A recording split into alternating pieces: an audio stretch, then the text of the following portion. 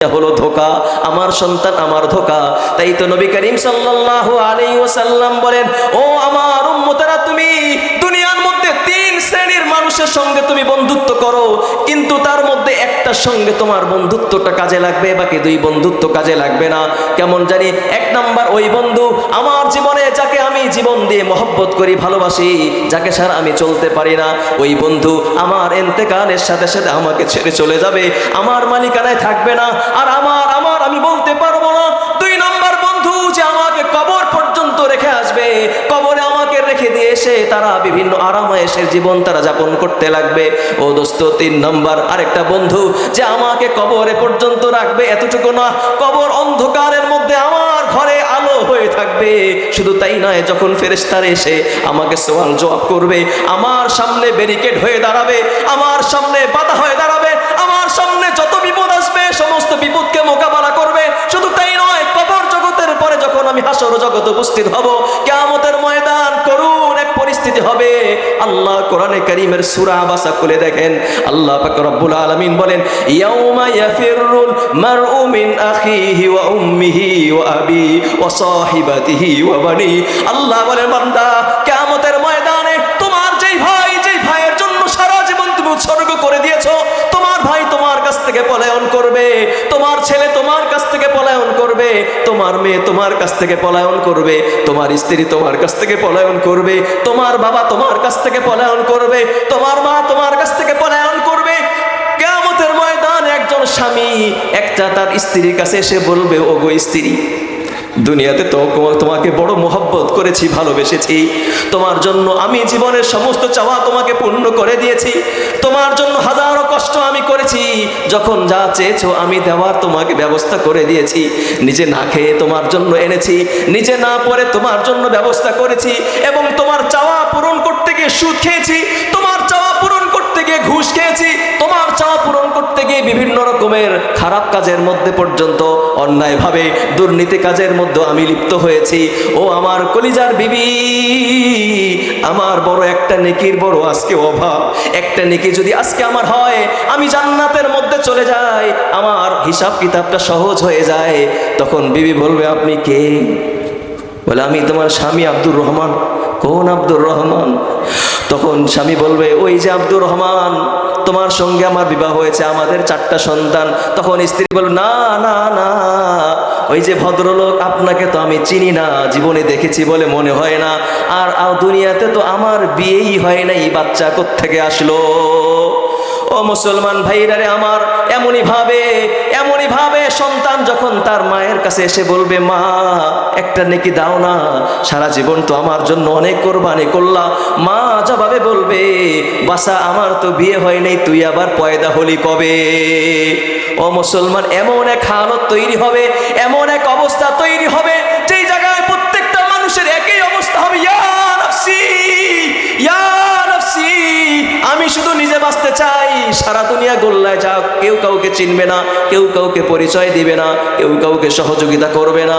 এই জন্য আল্লাহ পাক রব্বুল আলামিন বললেন, ওয়ামাল হায়াতুদ দুনিয়া ইল্লা মাতাউল গুরুর। আল্লাহ বলছেন, বান্দা, এই দুনিয়ার জীবন ধোঁকা, তোমার সন্তান তোমাকে ধোঁকা দিবে, তোমার স্ত্রী তোমাকে ধোঁকা দিবে, তোমার মাল তোমাকে ধোঁকা দিবে। এই জন্য আমাকে আপনাকে দুনিয়ার সাথে এমন ভাবে মহব্বতে জড়া যাবে না, যে মহব্বত করতে গিয়ে আসল মহব্বত থেকে আমি দূরে সরে যাই।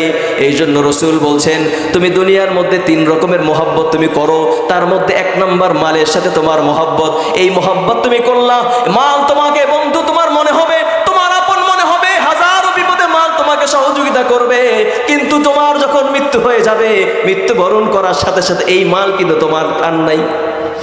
তখন তোমার মাল বলবে না, তুমি তো নাই, তোমার নামও নাই, তুমি হয়ে যাবে লাশ। তুমি লাশ হয়ে যাবে, বলবে এই বাড়ি আর আব্দুর রহমানের না, বলবে আব্দুর রহমানের পুত্র আব্দুল্লাহ এখন এই বাড়ির মালিক, ওই ব্যবসার মালিক আব্দুল্লাহ, এখন আর আব্দুর রহমানের মাল না, এখন আব্দুর রহমানের পুত্র আব্দুল্লাহর মাল। তোমার মাল তোমার কাছ থেকে চলে যাবে। 2 নম্বর বন্ধু, যেটা আমার আত্মীয় স্বজন, পাড়া প্রতিবেশী, যাদের জন্য হাজারো কোরবানি করেছি, হাজারো পেরেশানির সামনে এগিয়ে এসেছি, যখন যা বলেছে লাব্বাইক বলেছি, হাজারো বিপদ আপদে এগিয়ে এসেছি, ওই দোস্ত আহবাবগুলো আমাকে কবর পর্যন্ত রেখে আসবে। আমার কবর জগতের ভিতরে তারা ঢুকবে না, সামান্য সময় পর্যন্ত তারা অপেক্ষা করবে না। কবর যখন দেওয়া শেষ হয়ে যাবে দোস্ত, তারা বাড়ির মধ্যে চলে গিয়ে আরামের বিছানার মধ্যে শুয়ে পড়বে। আমাকে কবরের মধ্যে কোন পেরেশানি হচ্ছে আমি জানি, আমার আল্লাহ জানে, ফেরেশতা জানে। হাজারো বিপদের মধ্যে আমি সেখানে পতিত হব। ফেরেশতারা এমন এক শাস্তি আমাকে প্রদান করবে, এমন এক আঘাত আমাকে প্রদান করবে, এক আঘাতে 70 হাত মাটির নিচে আমি ঢুকে যাব। আবার আমাকে বের করা হবে, আবার আমাকে আঘাত করা হবে, এইভাবে আমার আযাব চলতে থাকবে।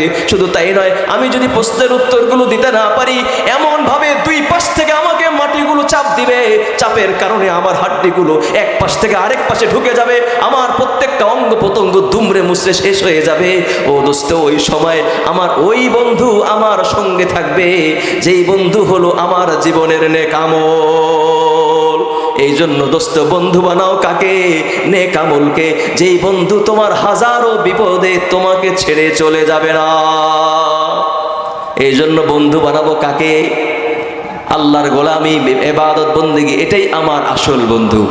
নামাজ আমার আসল বন্ধু, রোজা আমার আসল বন্ধু, যাকাত আমার আসল বন্ধু, আল্লাহর রাস্তায় দান খয়রাত এটা আসল বন্ধু, আল্লাহর রাস্তায় সদকা আসল বন্ধু, আল্লাহর গোলামি এটা আমার আসল বন্ধু।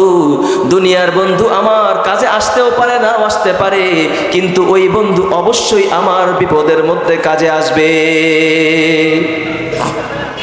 এই জন্য আল্লাহ আমাদের সকলকে কোন বন্ধু বানাবো? কথা বলেন। নেক আমলের বন্ধুকে আমি আমার জীবনের সাথী বানাই। ও মুসলমান ভাইরা রে আমার, তাহলে এই যে এই দুনিয়ার মধ্যে আমি আপনি আজকে আছি, কালকে নাই, যে কোনো মুহূর্তে আজরাইল আমাকে এসে আমাকে কবর জগতের বাসিন্দা বানায় দিবে, আমাকে হাসর জগতের বাসিন্দা বানায় দিবে। ওই কিয়ামতের ময়দানে আমি আপনি যারা নিজেকে মুসলমান বলে দাবি করি, সবাই চায় একটাই বড় মনে আশা, কি? আল্লাহ যেন মাফ করে দেয়। নাকি আমাদের দুনিয়া জীবন যাই যাক না কেন, মোটামুটি ডাল ভাত খেয়ে যেভাবেই যাপন করি না কেন, পরকালে সবার আশা, নামাজ পড়লেও আশা, না পড়লেও আশা, আল্লাহ যেন 1 নম্বর মাফ করে দেয়, 2 নম্বর আল্লাহ যেন জান্নাত দেয়। এই আশা আমাদের আছে না নাই? কার কার আছে? আল্লাহু আকবার। আল্লাহ এই হাতগুলোকে তুমি জান্নাতের মালিক